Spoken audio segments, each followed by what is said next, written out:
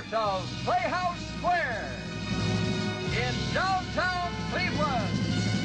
From high atop the Television 8 building, it's the Houlihan and Big Chuck Show. Here we go again.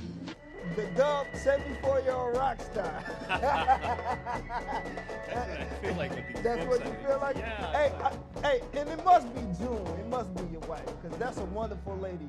I swear, when I called your house, she was so cordial, and it made me think, this is why this brother's so down to earth, because look at his wife. Yeah.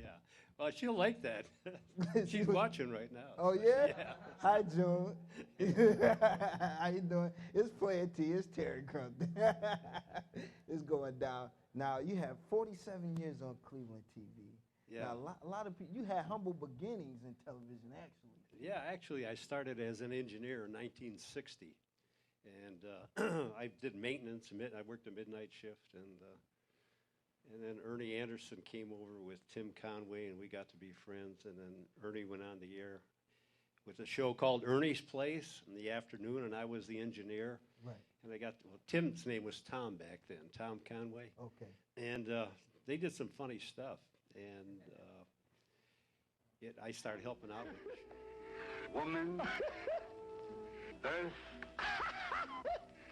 death, infinity. All of a sudden, Tim got a shot to go on the Steve Allen show. Okay. And Steve Allen liked him. So he was going back and forth from here, Cleveland and New York, to be on the show.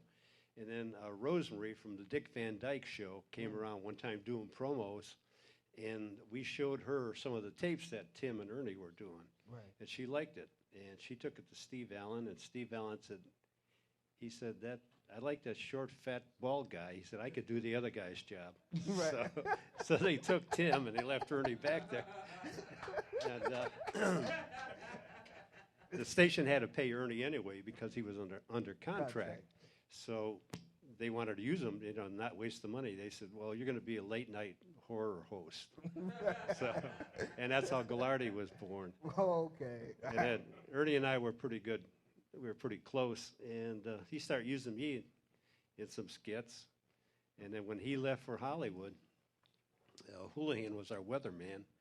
And Right. And Houlihan auditioned for the show because they had an open audition for every DJ in Cleveland, I think, came down and auditioned for it. Right.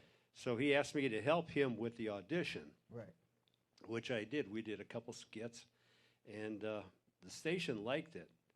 And I thought that was good because I figured Hooli would be the host, and I'd just clown around a little, which is a lot easier than Right.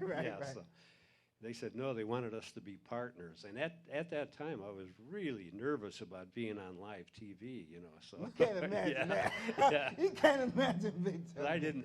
But I figured I was going to embarrass myself or my family, but I figured it wasn't going to last long. Okay. Because we're going to get booted off after following Gallardi, Right. So. That's what you thought. Yeah, but 47 years later, I retired.